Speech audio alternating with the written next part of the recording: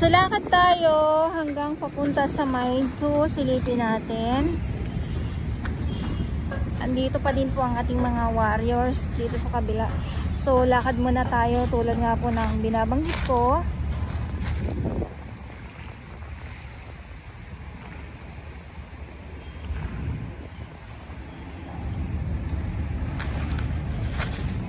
More on mga plastic at mga water lily yung mga nandito po. Ito naman po ay mga ano naman ito. Mga kalakal.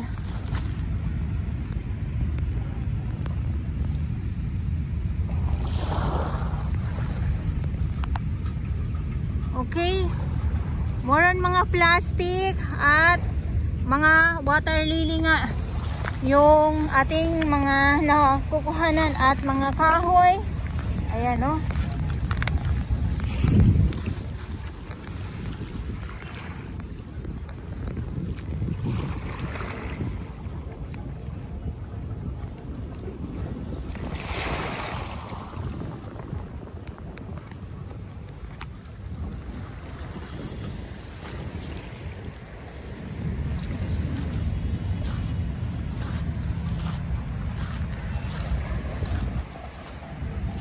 Mga tsinelas, sapatos,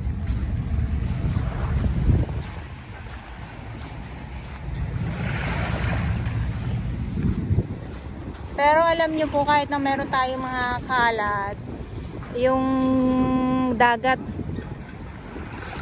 maliwanag, malinaw.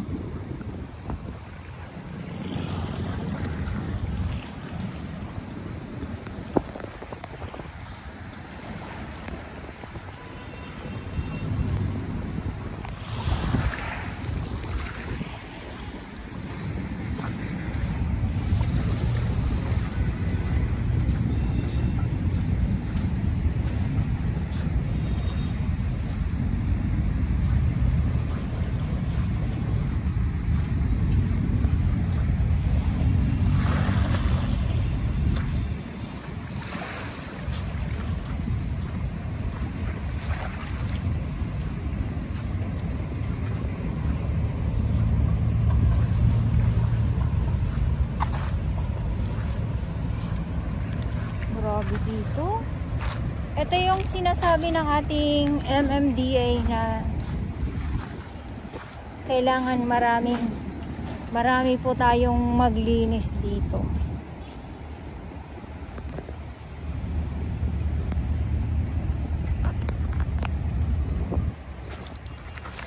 Ay!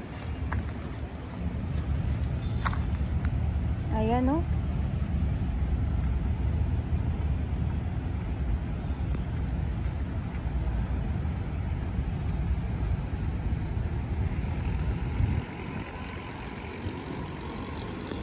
So ito yung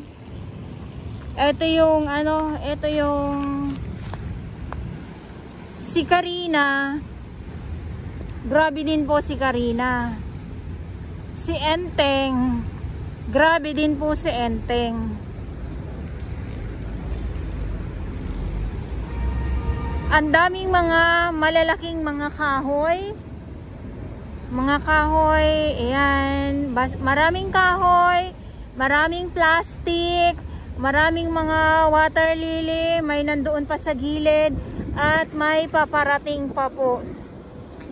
Okay, so muli, sa mga gusto po, no?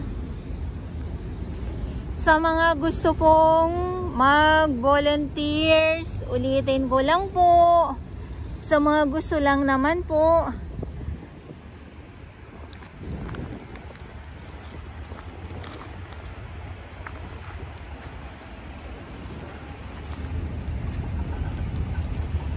sa mga gusto lang naman.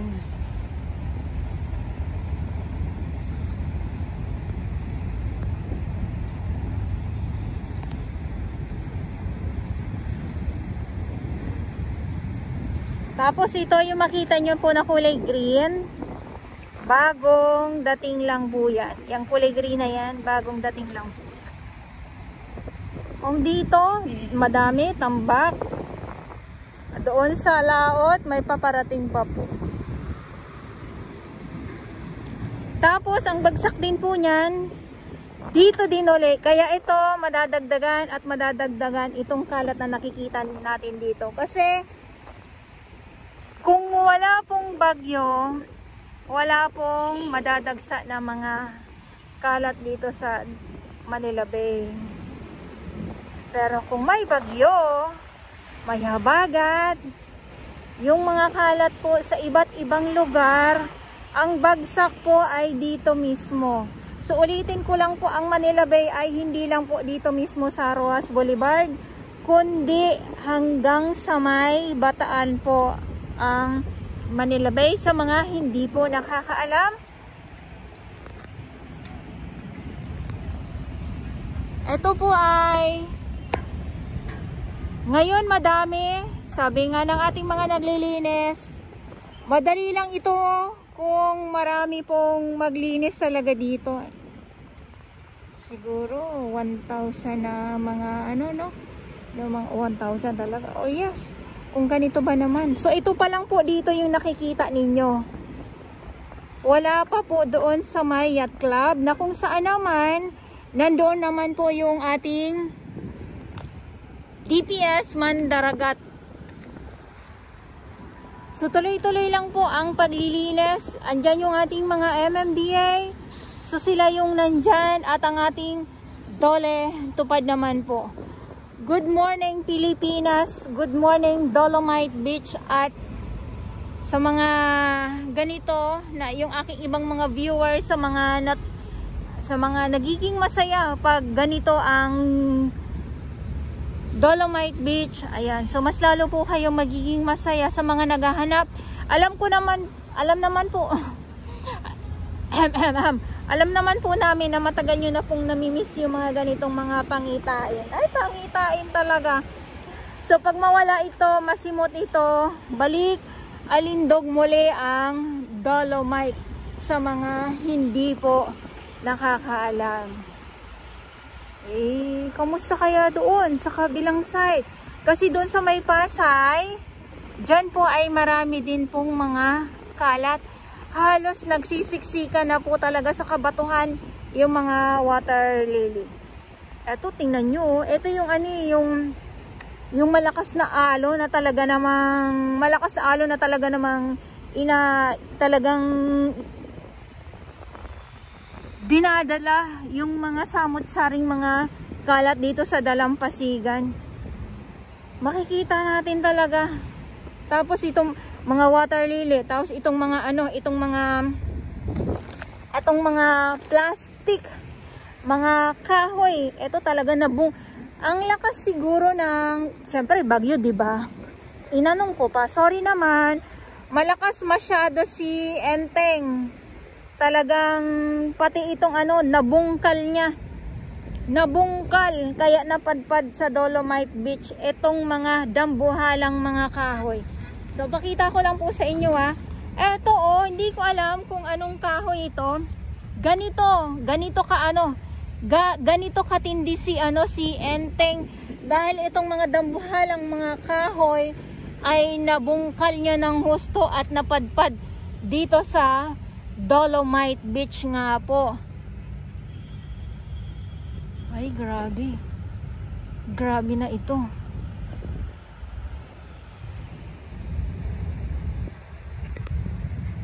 Ayan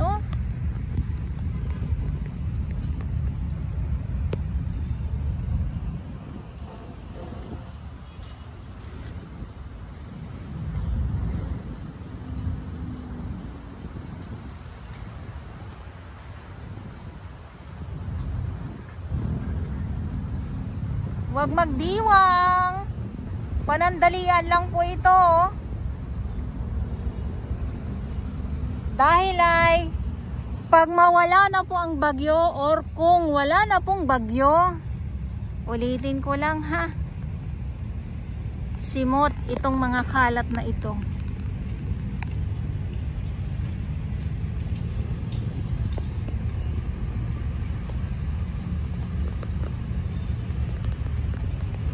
Okay, so ito yung update natin dito sa Manila Bay Dolomite at ulitin ko lang po, ngayon ay September 3, 2024 at sa mga baguhan. Yes, welcome sa channel ni Miss Jolani Dorabas. Mahalin niyo po ako ng buong buo, yun ay hindi galing sa ilong ng may singaw. Garo sa buwan!